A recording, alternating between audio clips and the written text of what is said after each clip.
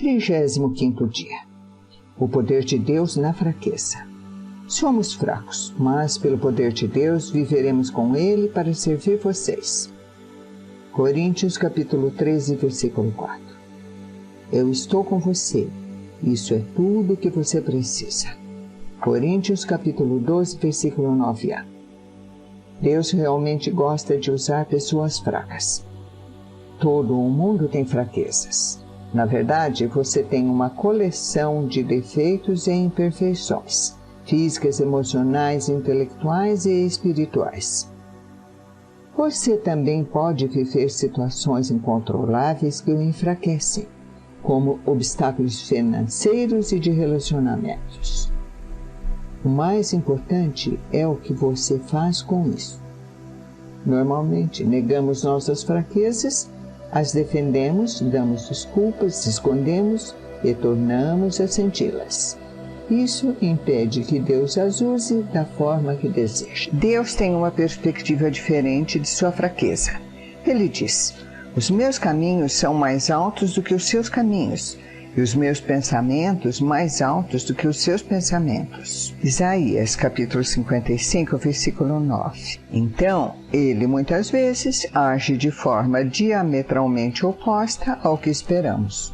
Imaginamos que Deus quer usar somente nossos pontos fortes, mas Ele também quer usar nossas fraquezas para a sua glória. A Bíblia diz: Deus escolheu para envergonhar os poderosos o que o mundo acha fraco. Coríntios capítulo 1, versículo 27. Suas fraquezas não são um acidente. Deus as permitiu em sua vida deliberadamente, a fim de demonstrar seu poder por meio de você. Deus nunca fica impressionado com a força ou a autossuficiência. Aliás, Ele é atraído por pessoas que são fracas e admitem isso. Jesus considera os que reconhecem as próprias necessidades pobres em espírito. Essa foi a primeira atitude a ser abençoada por Ele. Mateus capítulo 5, versículo 3. A Bíblia é cheia de exemplos sobre como Deus adora usar pessoas comuns e imperfeitas para realizar coisas extraordinárias a despeito de suas fraquezas. Se Deus só utilizasse pessoas perfeitas, nada jamais seria realizado, porque nenhum de nós é impecável. Deus utiliza pessoas imperfeitas. Esse é um fator animador para todos nós. A fraqueza, ou espinho, como Paulo a chamou, não é um pecado ou vício de caráter que você possa mudar, como, por exemplo, exagerar na comida ou ser impaciente. A fraqueza é qualquer limitação que você herdou ou não tem meios de alterar.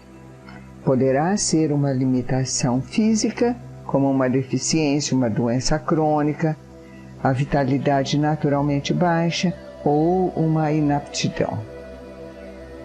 Poderá também ser uma limitação emocional, como a sequela de um trauma, uma lembrança dolorosa, um comportamento peculiar ou algum fator hereditário. Ou poderá ainda ser uma limitação intelectual ou de suas habilidades.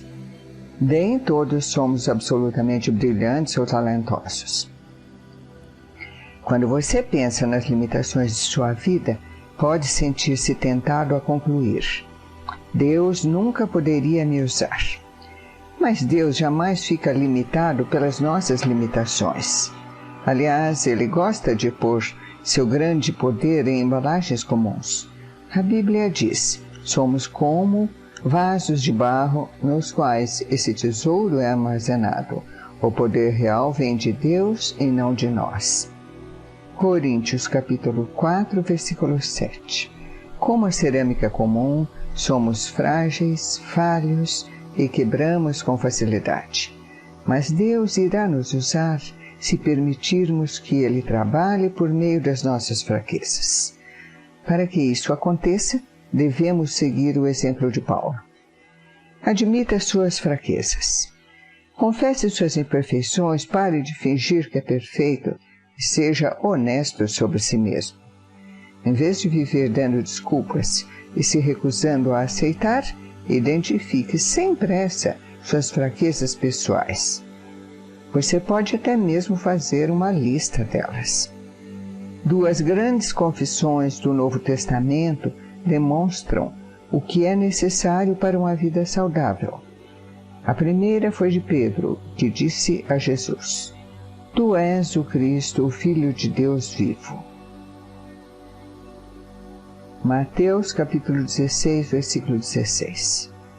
A segunda confissão foi feita por Paulo, que disse a uma multidão que o idolatrava: Nós também somos humanos como vocês. Atos capítulo 14, versículo 15. Se você quer que Deus o use, então deve saber quem é Deus e quem é você. Muitos cristãos, principalmente líderes, esquecem da segunda verdade: somos apenas humanos. Se forem necessários problemas graves para que você admita isso, Deus não irá hesitar em permiti-los, porque Ele ama você. Regozije-se na sua fraqueza. Paulo disse: Portanto, eu me sinto muito feliz em me gabar das minhas fraquezas, para que assim a proteção do poder de Cristo esteja comigo. Eu me alegro também com as fraquezas, pelas quais passo por causa de Cristo. Coríntios capítulo 12, versículos 9 e 10a. Em princípio, isso não faz nenhum sentido. Queremos ser libertos de nossas fraquezas e não nos regozijarmos nelas. Mas o regozijo é uma manifestação da fé na bondade de Deus. É como se ele dissesse: Deus, eu sei que você me ama e sabe o que é melhor para mim. Paulo nos dá várias razões para ficarmos felizes com as fraquezas que nasceram conosco. Primeiro, elas nos fazem depender de Deus. Falando a respeito da própria fraqueza, que Deus se recusou a eliminar, Paulo disse: Já que eu sei que tudo é para o bem de Cristo, sinto-me bem feliz com o espinho e com os insultos, as durezas, as perseguições e as dificuldades. Porque, quando estou fraco, então sou forte. Quanto menos tenho, mais dependo dele. Coríntios capítulo 12, versículo 10. Sempre que se sentir fraco, Deus o estará relembrando de que você depende dele. Nossas fraquezas também previnem a arrogância. Elas nos mantêm humildes. Paulo disse: Para que eu não ficasse muito orgulhoso, me foi dado o dom de uma deficiência, para me colocar em constante contato com minhas limitações. Coríntios, capítulo 12, versículo 7. Deus, em muitos casos, junta uma grande fraqueza com uma grande força para manter nosso ego sob controle. A limitação pode agir como o controlador que nos impede de ir rápido demais e passar à frente de Deus. Quando Gideão recrutou um exército de 32.000 homens para combater os midianitas, Deus os reduziu a apenas 300 homens. Isso fez que suas chances no combate contra as tropas inimigas, que possuía 135.000 homens, ficassem reduzidas à proporção de 1 para 450. Isso, aparentemente, era a receita para a ruína, mas Deus agiu assim para que Israel soubesse que havia sido o poder de Deus e não a força deles que os havia salvado. Nossas fraquezas também incentivam a comunhão entre os crentes. Enquanto a força gera um espírito independente, não preciso de mais ninguém, nossas limitações demonstram quanto precisamos uns dos outros. Quando tecemos as frágeis fibras de nossa vida, uns com os outros, surge uma corda de grande força. Vance Havner brincava: Os cristãos são como flocos de neve. Isolados são frágeis, mas juntos param o trânsito. Acima de tudo, nossas fraquezas aumentam nossa capacidade de ministrar e de sentir compaixão. Elas nos tornam mais propensos a ser atenciosos e a sentir compaixão pelas fraquezas dos outros. Deus quer que você tenha sobre a terra um ministério semelhante ao de Cristo. Isso significa que as outras pessoas deverão achar cura em suas feridas. Suas mais profundas mensagens de vida e seu ministério mais eficiente surgirão de suas dores mais profundas. As coisas que o deixam mais constrangido, mais envergonhado, as quais você reluta em partilhar, são os mesmos instrumentos que Deus usará com mais poder para curar os outros. O grande missionário Hudson Taylor disse: todos os gigantes de Deus são pessoas fracas. A fraqueza de Moisés era seu gênio. Em virtude de seu temperamento, ele assassinou um egípcio, feriu a rocha com a qual deveria conversar e quebrou as tábuas dos 10 mandamentos. Ainda assim, Deus transformou Moisés em um homem muito paciente, mais do que qualquer outro que havia na terra.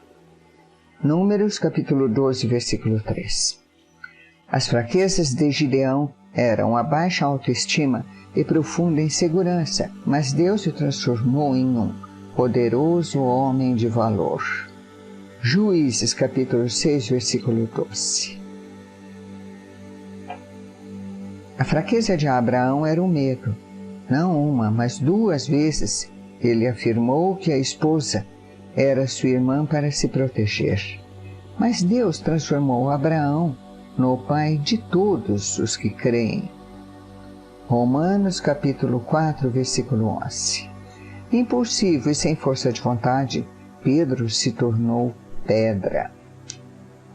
Mateus capítulo 16, versículo 18. O adúltero Davi se tornou homem segundo o meu coração. Atos capítulo 13, versículo 22.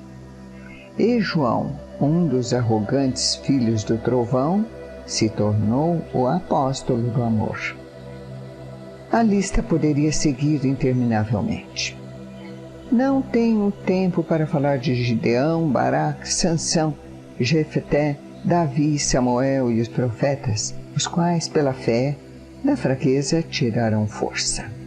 Hebreus capítulo 11, versículos 32 e 34.